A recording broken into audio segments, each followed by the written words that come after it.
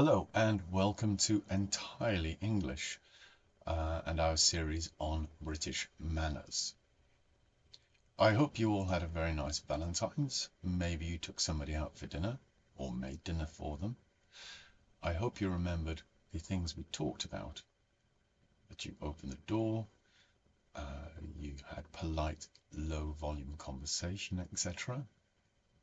Well, today we are going to look at what you should do and not do during the meal, while you are eating.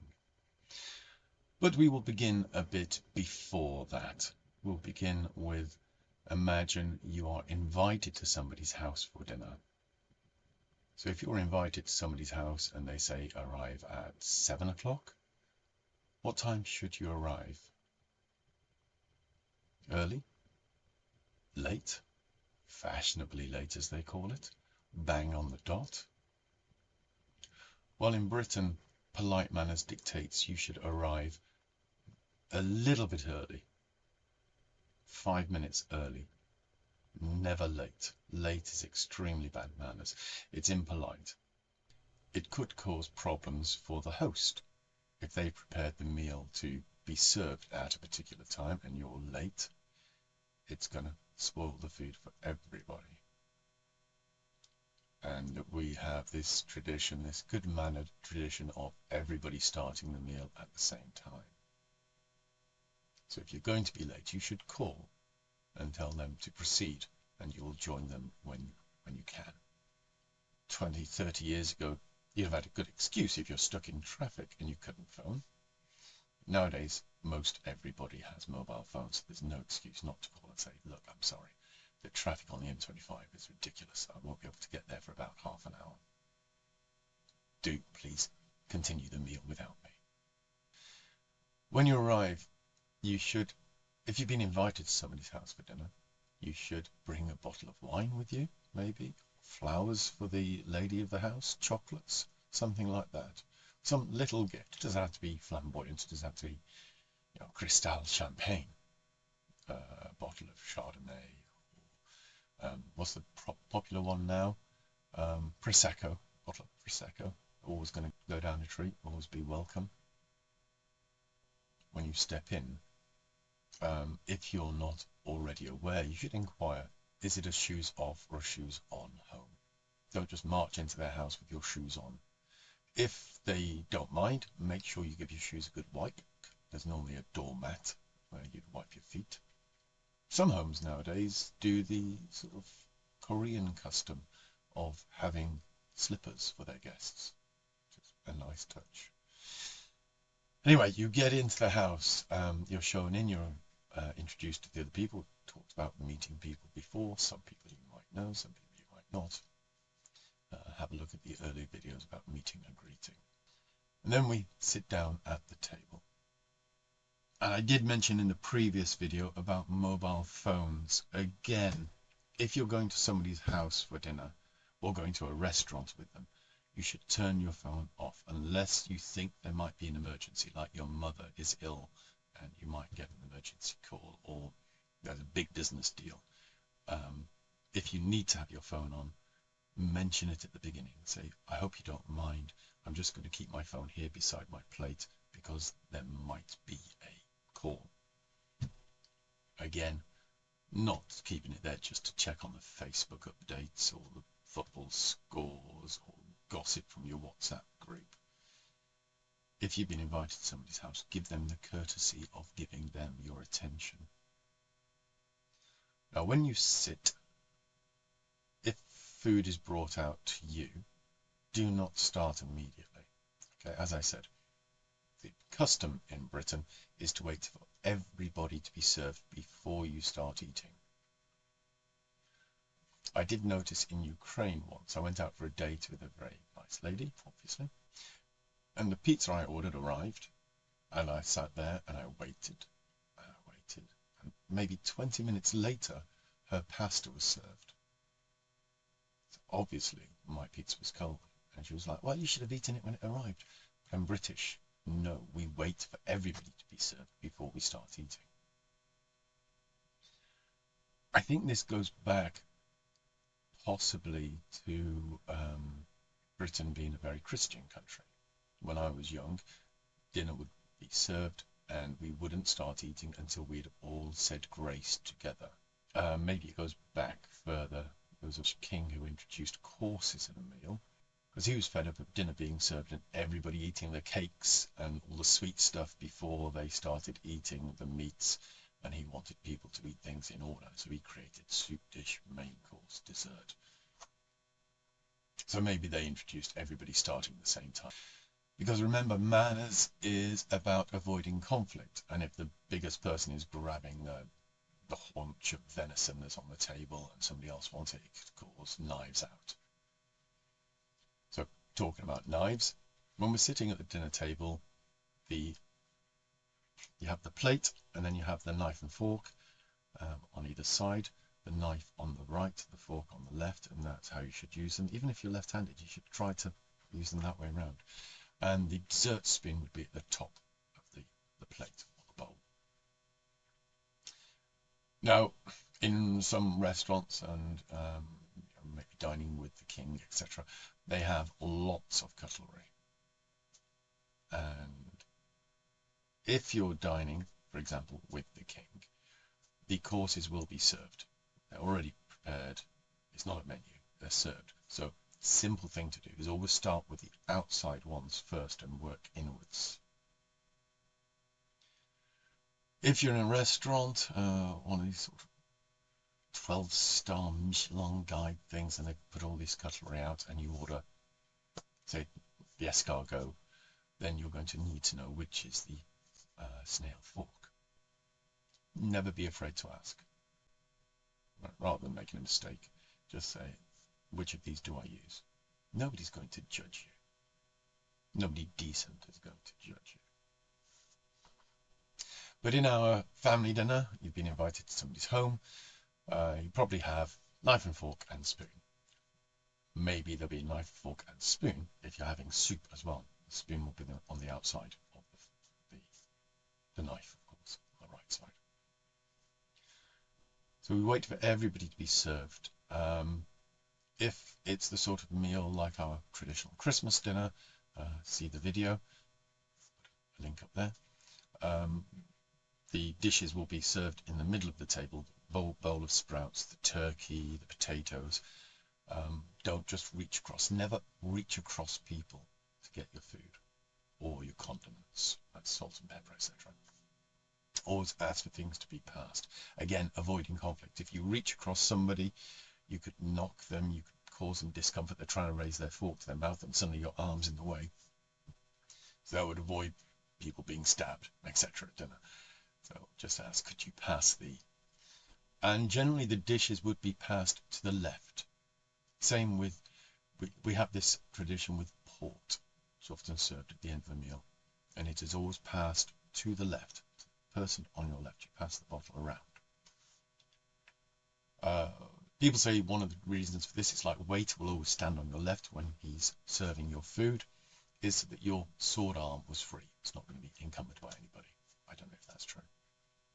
But anyway, things go to the left, so the sprouts will come around the table to you. You might pass some people who don't want them, but they come around. If there's a dish, say the potatoes are in front of you, and the host says, okay, everybody please start, you can grab the potatoes, put what you want on your plate, and then offer it to the person on your left. And they should take it whether they want it or not and pass it on. And the other dish is the same. People will pick the dish up that's in front of them and pass it around. Sometimes it's the situation, again, with some Christmas dinners, where the host or the husband of the host, because it's traditionally the man who carves the meat, will have all of their plates stacked in front of him, and he will cut, for example, the turkey, put a slice on a plate and pass it to his left, and it will go all the way around the table to the person on his right. And he does that with all the plates. They all go around. Anyway, let's talk about eating. Eating. First thing, elbows in. All right. You often see kids will do this immediately. They get their arms in there. But you teach them. This is what the family's for, dinner. Family dinners. You teach them. Keep your elbows in. You don't want to knock somebody. You don't want to hit their fork, make them drop food, stab themselves in the mouth with their fork. It's going to cause conflicts. You keep your elbows in, and you keep your elbows off the table. None of this sort of sitting there with your elbows.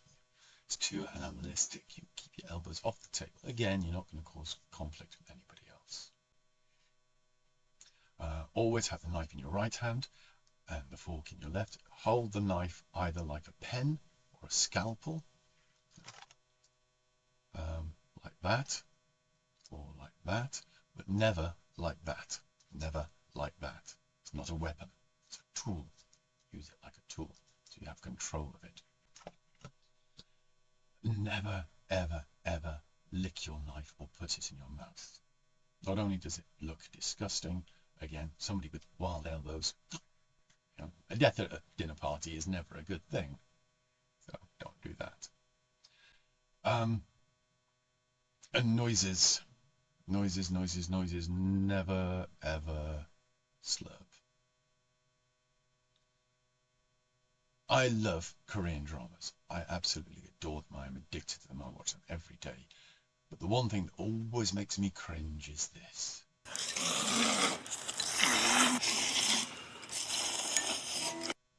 I can understand it's perhaps to enhance the flavour, to cool it down when it goes into your mouth. They say that Asians eat 80% to full capacity. They don't fill themselves up with food. They eat to 80%. Maybe this is a way of filling up that 20% with air. I don't know. But in British culture, that sort of thing, same with drinking tea or coffee or your wine, never slurp. Noises are not acceptable. And on that subject, also belching. Now, I am aware that in China, other Asian countries, the belching is a compliment to the host. It's saying, I am satisfied, I'm sated, that was really good. In Britain, it is just bad manners. If you do have to belch, cover your mouth with your napkin and then apologise immediately. I'm so sorry. Don't make a silly joke of it. People will laugh politely, but it's just rude. So it's a bodily function. Sometimes you can't avoid it, but do apologise immediately. Oh, I'm so sorry. Oh, that's okay, and everybody's forgotten it immediately. You don't. If you got bleh, and then just carry on eating, people are going to look at you and think, what a pig. And of course, eating with your mouth open is considered disgusting. People don't want to see what's rolling around inside your mouth, and they don't want the little bits coming out. It causes offence. So people must learn to keep their lips together. Obviously, you have to open your mouth to put food in, but once it's in there, masticate, chew with your lips closed. And for the same reason, we avoid speaking when our mouths are full. Again, I see this a lot in the Korean dramas. Maybe it's an Asian thing, maybe it's just a drama thing. But people speaking with food in their mouths is grotesque to the British. We're trained, obviously, by our parents. So it's not a naturally disgusting thing, but to our culture, it is considered so because of conflict. If I'm eating, and my food comes out of my mouth and hits somebody else in their face or lands on their plate, it's going to cause offence. They can't eat their food because my saliva is now in there. And then it'd be swords out and everybody killing each other around the dinner table. So we avoid those sort of things. And talking about the mouth, now I came across this when I was living in Ukraine, and I think I saw it in Romania as well, where there are toothpicks on the table. It happens in some restaurants, they have toothpicks there. But it is considered bad manners to actually use them at the table, start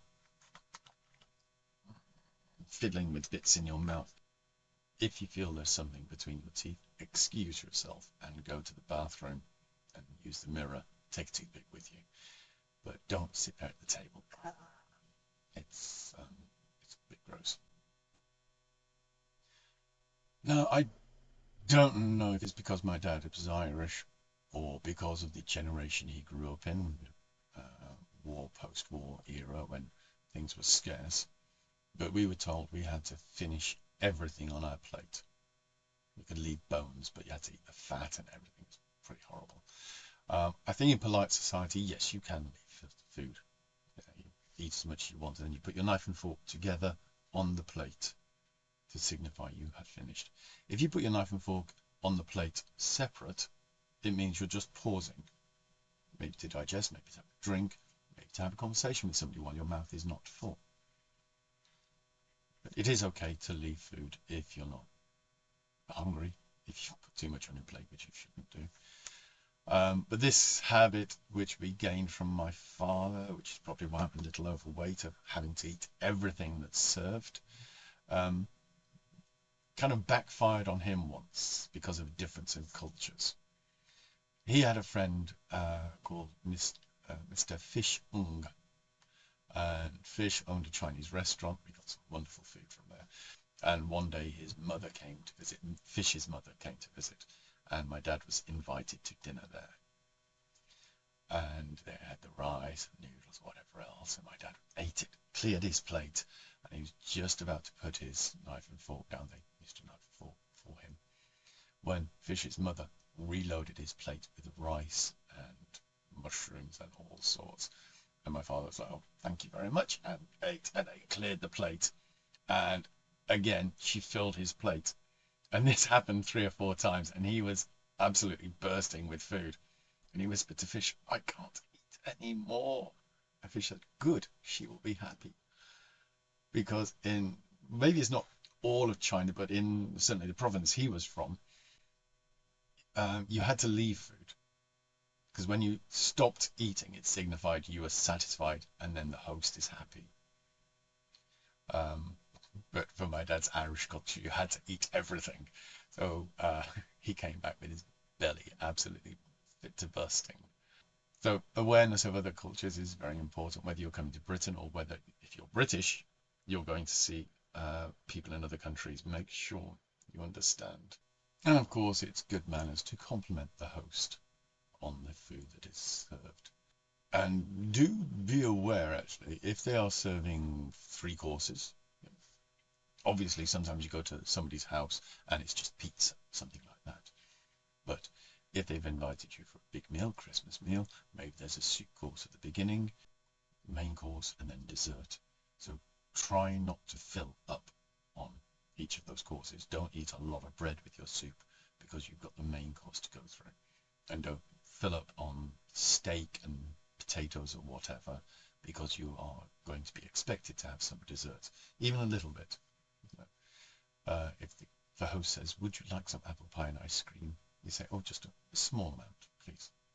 It's not considered good manners to refuse, but you can ask for small amounts. And as I said, you can leave some.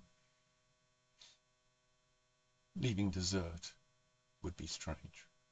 If you've asked for some, don't leave it, I think. Anyway. Now, with all of these things, do tell me if I'm wrong about the belching in China, etc. Do let me know. If these things are similar or very different in your country, let me know. So we come to the end of the meal. Now, customarily, people should not leave the table until everybody is finished. Everybody would finish, and then the host will say, "Shall we go into the living room?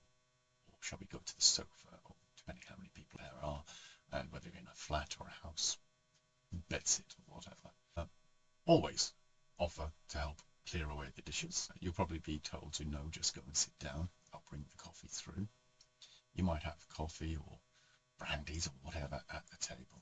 But once the host says, "Shall we adjourn? Shall we go to?" then everybody gets up.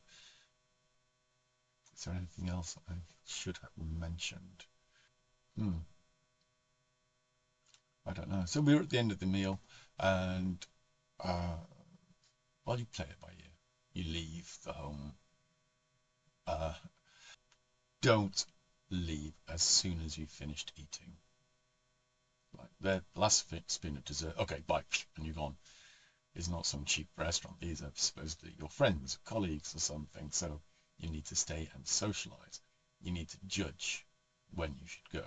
Don't stay too long. Now, if the hosts start yawning and stretching, maybe turning out the lights, then you've overstayed your welcome. Leave at the right time. You need to judge it. There's no rule like 15 minutes, 20 minutes, or anything like that. Just maybe when the conversation starts to peter out, say, oh, well, I've got to get up for work tomorrow. Whatever. Okay. I think I've missed out some things there. I'm not sure. I think at the end of this series, I'll do a little appendix of things I've missed out, because I know manners on the street, I forgot about litter. But if you think of anything I've missed, do mention it below. If you know of anything that's very different between British culture and your culture, mention it in the comments, and we can come back to it and talk about it. All right.